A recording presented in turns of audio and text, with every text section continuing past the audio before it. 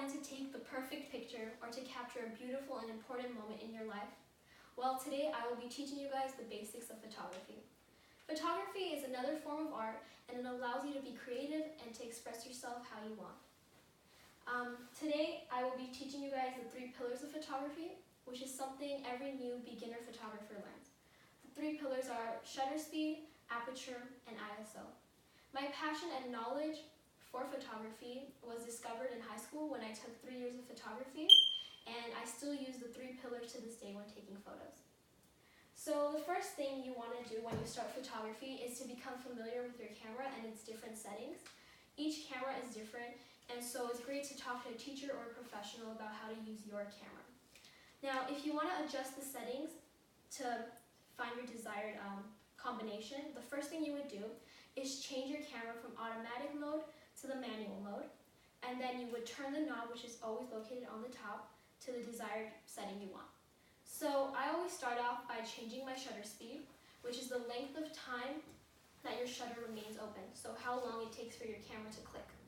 So what shutter speed does is it allows for light to enter your camera, and it helps with the focusing of your picture. So let's say you use a high shutter speed, which would be a fast time, so 1/15 of a second. Your picture would be better focused and it helps to capture motion. And if you use a slower shutter speed, so let's say 1/60 of a second or even 2 seconds, that helps with dim lighting and night photography. So for example, let's say you want to take a picture of your friend jumping into the pool, you would put a fast shutter speed in order to capture their motion and to freeze it.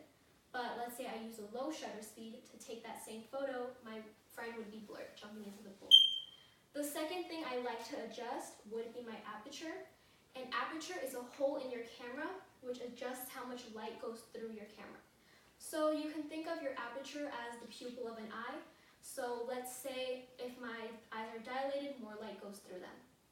Aperture is usually used for depth of field photos, and what depth of field is when your subject is focused but the background is blurred. So if I have a high aperture, that means I have a low depth of field, meaning that my subject or the person I'm taking a photo of would be focused and the background would be blurred. While if I'm using a low aperture, my depth of field would be really high, and so the entire photo or almost all of the photo would be focused. And the last thing I like to adjust is the ISO. So for the ISO, you use it to brighten your photo if you can't use a longer shutter speed or a wider aperture.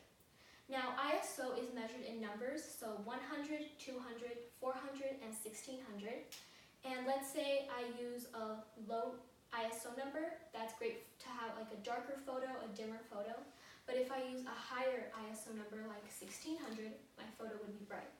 Now the important thing when using ISO is to understand that when you use a high ISO number, your graininess of your picture would be more prominent. So always be careful when using that.